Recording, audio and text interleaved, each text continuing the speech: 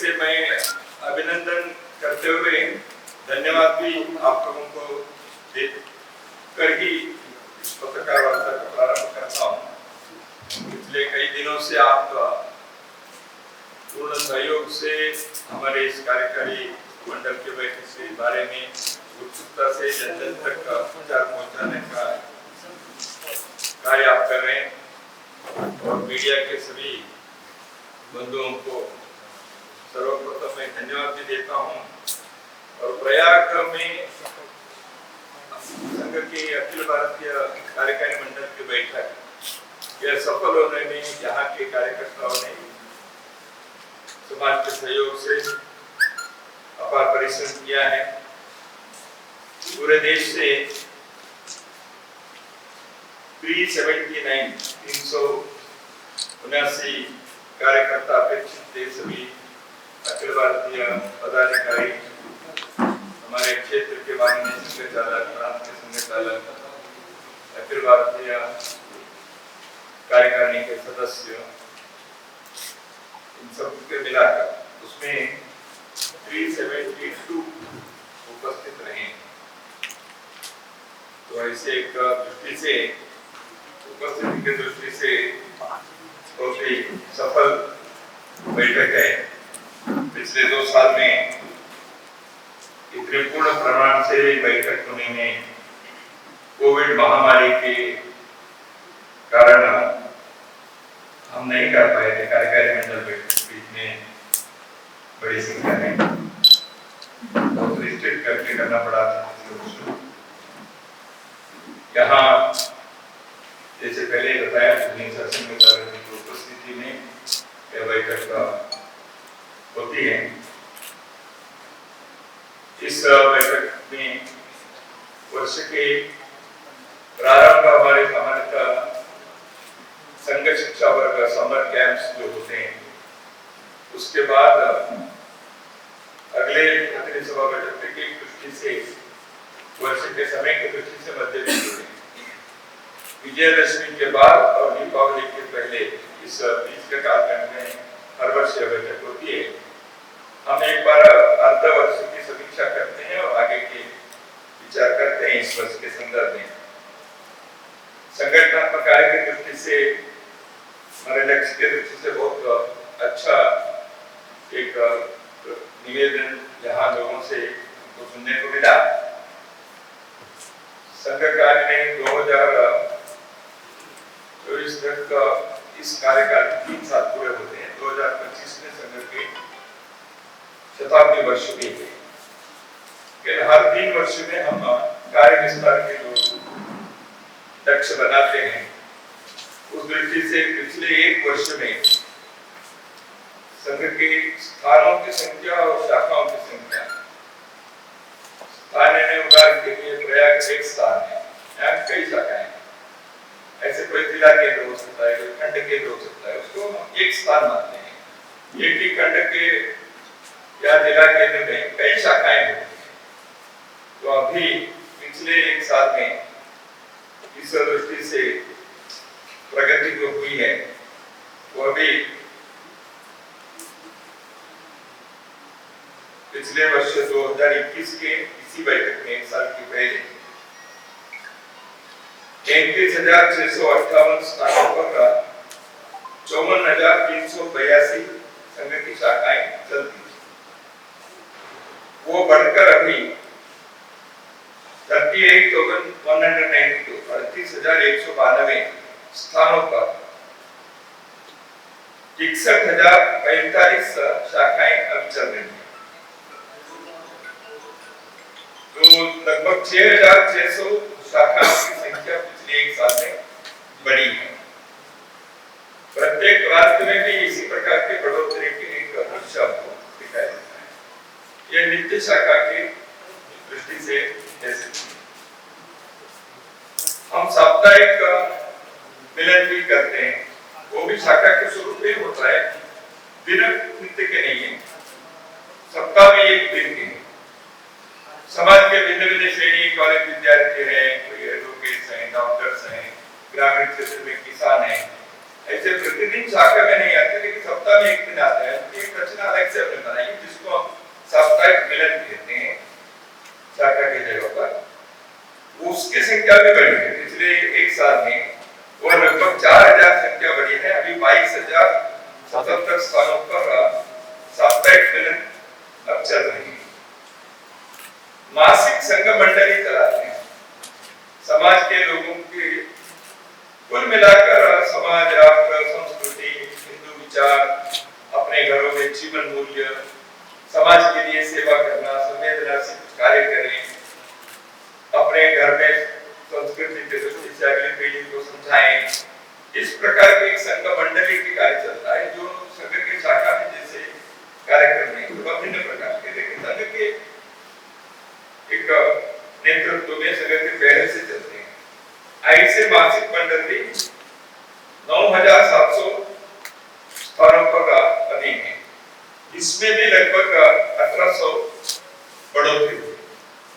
मैं बढ़ोतरी इसलिए विशेष रूप से उल्लेख मैंने किया, वैसे संघ के कार्य में हर वर्ष बढ़ोतरी होती है, लेकिन बीच के 2 वर्षों की महामारी के कालखंड में जो एक हमें मिलने में भी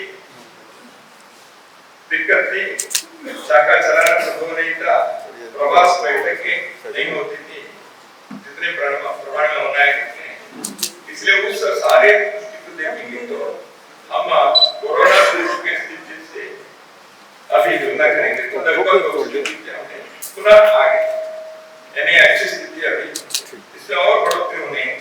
इस वर्ष में जो मार्च प्रतिनिधि सभा होने वाली है मार्च महीने में, तब तक का अधिक से यह संख्या और बढ़कर लगभग इसमें हर एक प्रतिशत देखेंगे तो लगभग और 1.5-2% आने वाले दिनों में और बढ़ेगी, उतनी संख्या हो।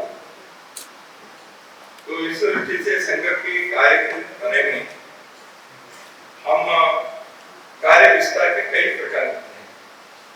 उदाहरण के लिए एक खंड है ब्लॉक, उस प्रखंड में सभी मंडल में शाखा होनी चाहिए, एक मंडल में सभी गांवों में शाखा हो, नए पंचायत। ऐसे सोचेंगे तो बहुत सारे प्रांतों में उस स्थिति को भी लगभग 99%, 95% पहुंचेंगे। राजस्थान में, उत्तर प्रदेश के 6 प्रांतों में, मध्य प्रदेश के 4 प्रांत है, मालवा, मध्य भारत, महाकोशल, ऐसे प्रांतों में ऐसी स्थिति है। केरल में चित्तौड़ यानी राजस्थान के 1/3 उदयपुर में, ब्रज प्रांत यानी पश्चिम उत्तर प्रदेश के एक हिस्सा जो ब्रज क्षेत्र है, ऐसे क्षेत्रों में पूर्ण खंड की स्थिति सभी खंडों में आ गई, यानी वहां हर खंड के सभी मंडल में शाखा है। हम इसलिए हर जिले में तो एक खंड तो सभी ऐसे बने, ऐसे इस बैठक में हमने तय किया है, तो ताकि 2024 के अंत तक, यानी शताब्दी वर्ष 2025 में उससे पहले हिंदुस्तान के हर मंडल में संघ के किसी न किसी रूप से शाखा तो साप्ताहिक मिलन पहुंचना है, क्या हमारी योजना है। नौजवान लोग 1 साल 2 साल देने के लिए पिछले 2 साल में जो हमने प्रयत्न किया, लगभग 3000 युवक अभी इसी शताब्दी वर्ष के विस्तार यानी पूर्ण समय देने वाले निकले हैं। इनकी संख्या और 1000 तक बढ़ सकती है आने वाले 6 महीने में। पूजनीय सरसंघचार्य जी देश के एक प्रमुख व्यक्ति, हिंदू समाज के दृष्टि से सभी लोग मानते हैं। पूजनीय सरसंघचार्य के प्रवास वर्ष भर निरंतर चलता है। संघ के कार्यक्रमों को मार्गदर्शन देने के लिए तो संघ की बैठक होती है, समाज के लोगों से भी मिलना होता है, समाज के लोग भी कई बार निमंत्रण देते हैं। इस वर्ष विशेष उल्लेखनीय यह है, पूर्वोत्तर राज्यों में मेघालय, त्रिपुरा उल्लेख के लिए मैं उदाहरण के लिए कह रहा हूँ, वहां के जनजाति लोग, हम हिंदू हैं, हमारे कार्यक्रम में आना चाहिए, ऐसे उन्होंने भी आशा व्यक्त की, अपनी योजना बनी। मेघालय के बहुत सारे लगभग 11-12 जनजाति के लोग वहां सामने आए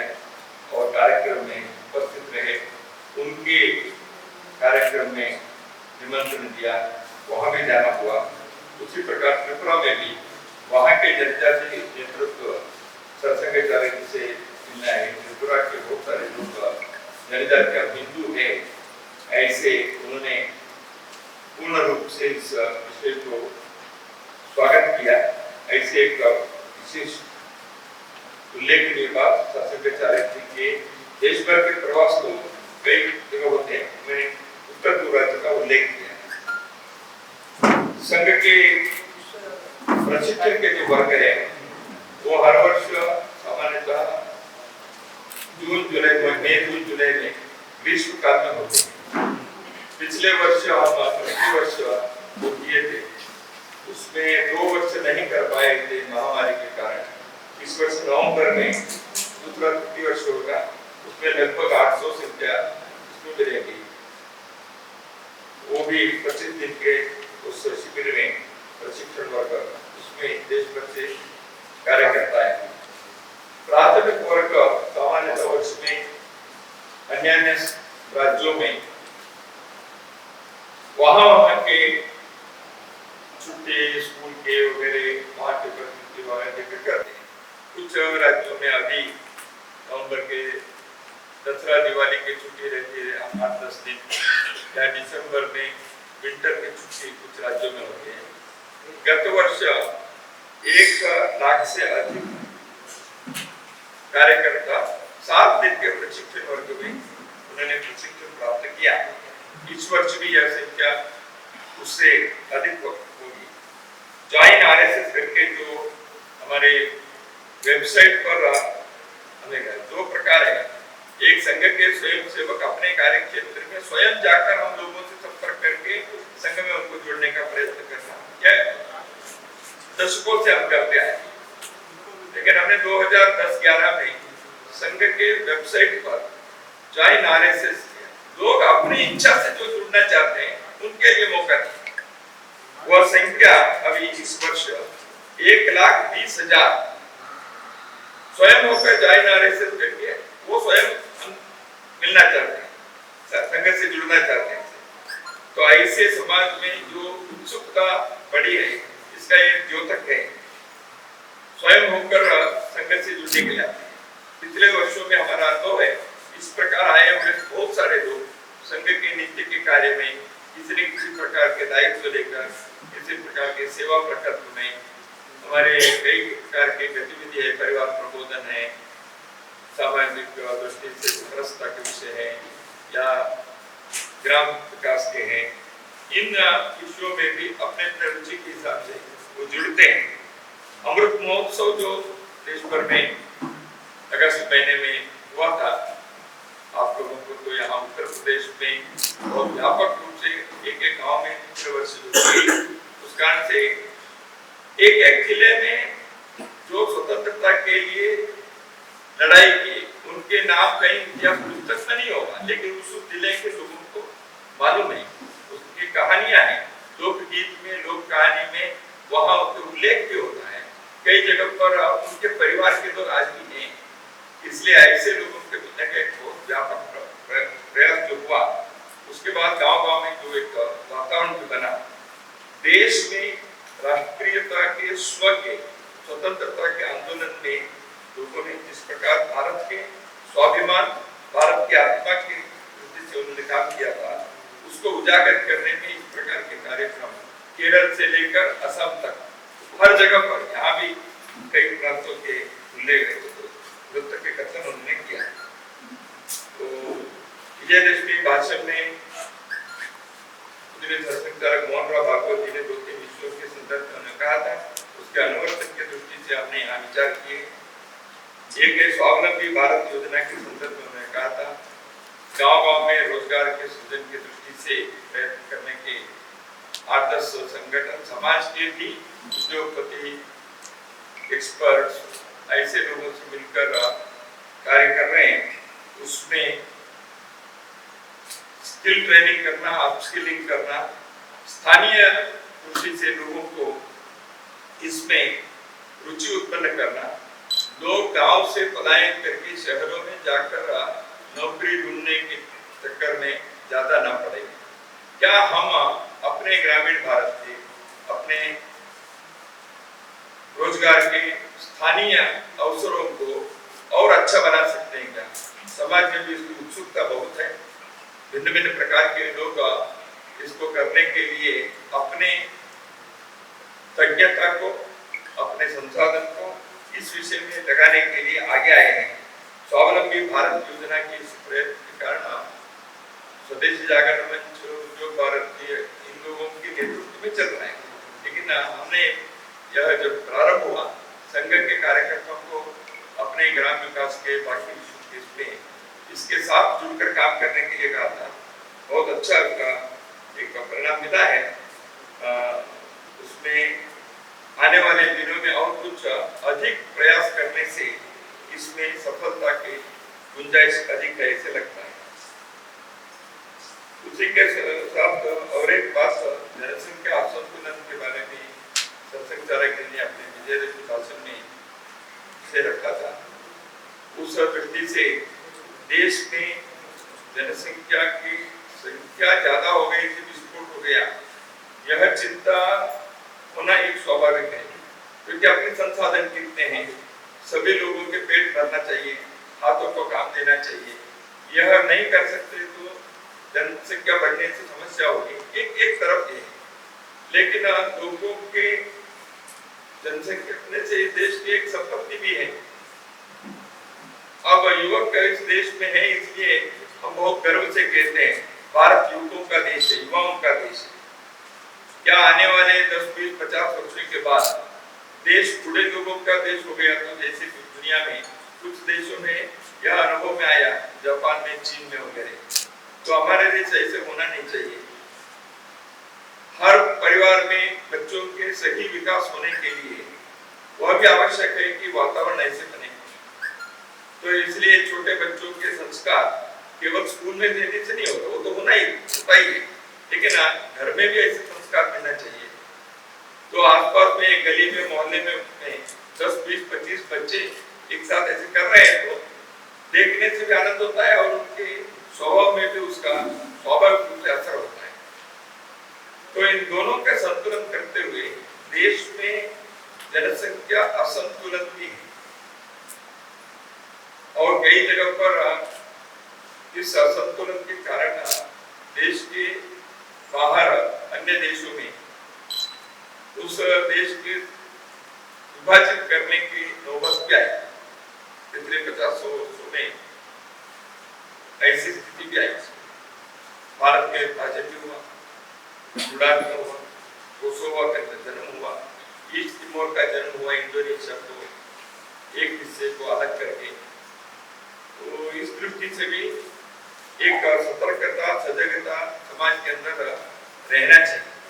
इन बातों को जो विजयदशमी भाषण में सत्संग चालक ने स्पर्श किया था, उसके आधार पर करणीय बातों के संदर्भ में यहाँ चर्चा हुआ। इसलिए अपने यहाँ समाज में इसका प्रबोधन होना चाहिए, जन जागरण करना चाहिए। इसलिए स्थान पर स्थानीय लोग मिलकर इस विषय में जानकारी अधिक है और देश में एक समग्रता से, एकात्मता से सभी को लागू होने वाली जनसंख्या नीति बने, ऐसे उसकी भी हमने यहाँ चर्चा की है। और मुख्य रूप से आने वाले दिनों में कार्य विस्तार की बात की है और इन विषयों को लेकर समाज में चल रहे सेवा कार्य, बाकी परिवार प्रबोधन, अपने ग्राम विकास के कार्य व्यवधान के लिए हम प्रत्येक जिले में कम से कम एक गांव चयन करो और उस ग्राम के सामाजिक दृष्टि से, आर्थिक दृष्टि से कैसे उस गांव का विकास हो सकता है। तो ऐसे कुछ बातें यहाँ हमने पुनः संकल्प लिए हैं, इसके स्थिति में आगे बढ़ के रहे। तो मैं एक बार आप सभी को पुनः धन्यवाद देने के लिए और इन विषयों को आपके समूह करने के लिए आया था। नमस्कार। आपको सर, एक आपने कहा जनसंख्या असंतुलन के दृष्टि से, जैसे एक परिवार में कितने रहने चाहिए,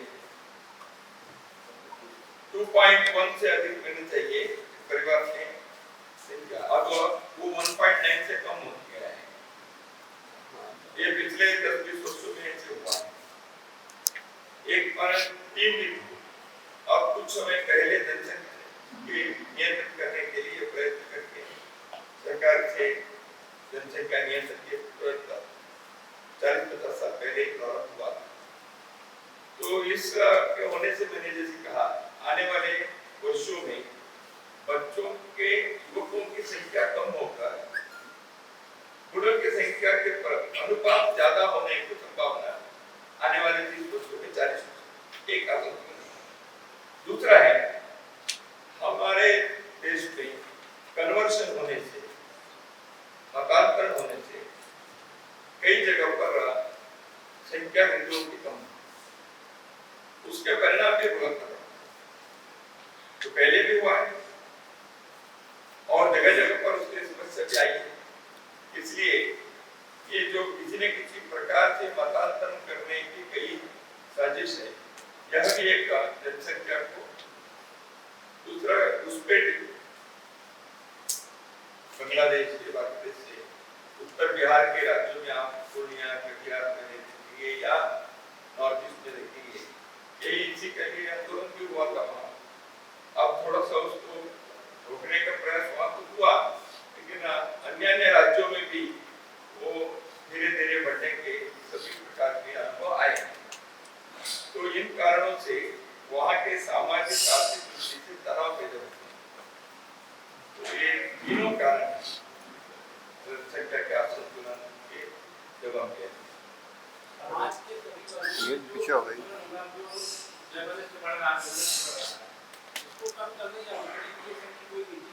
वैमनस्य बढ़ रहा है आपस में, चाहे जाति हो चाहे धर्म हो।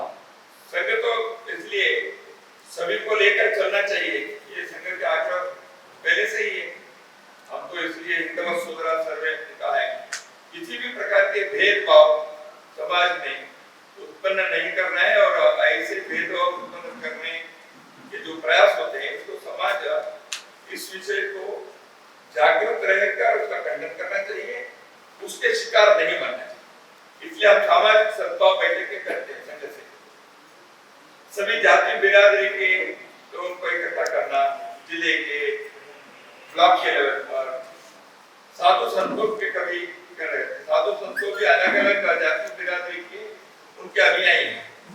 ऐसे सामाजिक सद्भाव बैठकें करते हुए ये जो आपने कहा वैमनस्य, आपस में द्वेष, दूरी ये ना हो, उल्टा हम सहयोग कैसे कर सकते हैं। उदाहरण के लिए व्यसन मुक्ति करने हैं, ये केवल कानून करने से नहीं होगा, हमारे मंदिरों की स्वच्छता होनी है या जनसंख्या के संदर्भ में जनजागरण होने हैं, राष्ट्रीय स्वाभिमान बढ़ने हैं।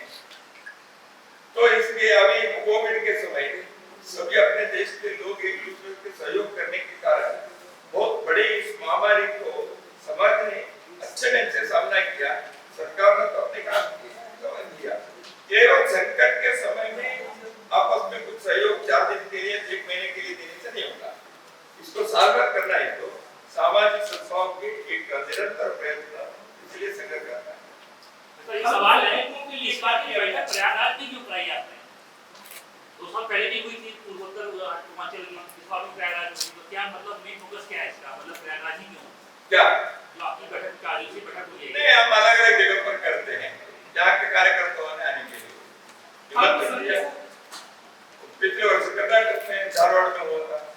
देश के संगठन है, सब जगह करते हैं, जो कोई भी सिर्फ करने नहीं कर, यहाँ के 2-3 जगह कर सकते किसी एक एक प्रश्न है, एक प्रश्न ऐसे ही मान लीजिए अल्पसंख्यकों से बातचीत वार्तालाप की कोई बातें हुई है क्या अल्पसंख्यक समुदाय से? हम अल्पसंख्यक ऐसे किसी को अल्पसंख्यक की कल्पना ही अपने देश में वो ठीक नहीं, ऐसे संघ का पहले सब देश के नागरिक हैं, ठीक है, अलग अलग पूजा पाठ अपने स्वभाव के वो अनुपालन करते हैं, कर सकते हैं, देश की विविधता है, हम सभी के संपर्क रखते हैं।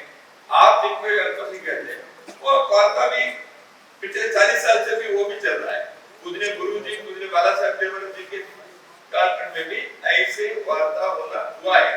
ईसाइयों ने मीटिंग में भी अपने संघ के अधिकारियों को बुलाकर अपने विचार रखने के लिए उन्होंने स्वयं निमंत्रण भी दिया है, अपने लोग गए भी हैं।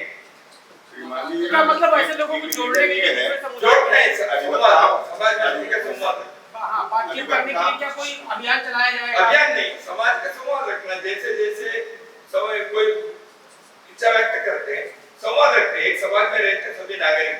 संवाद रखना भारतीय संस्कृति की एक अच्छी पद्धति है। सबसे संवाद सिर्फ संवाद तक नहीं, उन्हें जोड़ने आगे देखेंगे संवाद में क्या निकलता है। श्रीमान, निवेदन ये है कि भी आपने माननीय ने ये अपने संभाषण में ये कहा कि अधिवक्ताओं और डॉक्टरों का भी सहयोग लिया जा रहा है और इस पर अधिवक्ताओं के लिए न्यायपालिका की जो निरंतर गिरावट हो रही है, लगातार उसमें जो कमियां आती चली जा रही हैं, इस पर क्या व्यू है? समाज के लोगों को सोचना चाहिए, इसलिए अधिवक्ता स्वयं न्यायाधीश लोगों ने भी इस विषय में आपने चिंता व्यक्त की है। अभी आज उनका विचार माननीय किरण रिजिजू नहीं डिस्कशन एक बार आपने कहा महिला सहभाग को बढ़ाने के लिए भी चर्चा हुई। महिला सहभाग ये पूछना चाह रहा हूँ कि मतांतरण रोकने के लिए विधि पारिषद से साहस काम कर रहा है और फिर भी हो रहा है, तो इसके पीछे क्या संघ और विधि फेल हो रहे हैं या संस्था ये व्यवस्था ये गड़बड़ी? राष्ट्रीय स्वयंसेवक संघ मतांतरण रोकने के लिए क्या नहीं करता। कई समाज में आर्य समाज, धर्म जागरण विभाग, तरह तरह के लोग करते हैं, उनके साथ सहयोग करने के लिए अपने कार्यकर्ताओं का एक।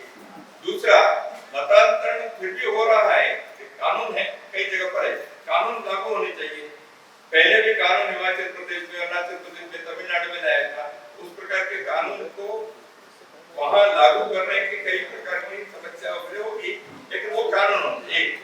दूसरा, मतांतरण होने के एक तो भाई घर वापसी भी कर रहे हैं, उसमें भी अच्छे प्रमाण में उसका भी अच्छा अनुभव है।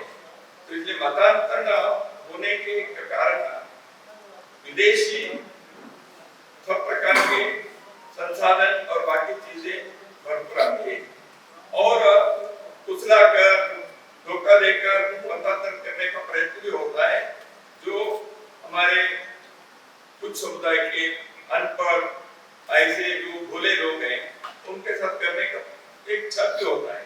इसलिए ये जगह जगह पर होता रहता है।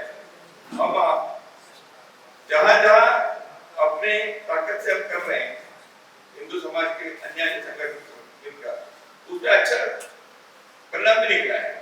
कई जगह से हिंदू समाज के अंदर वापस आने वालों की संख्या भी बढ़ती गई।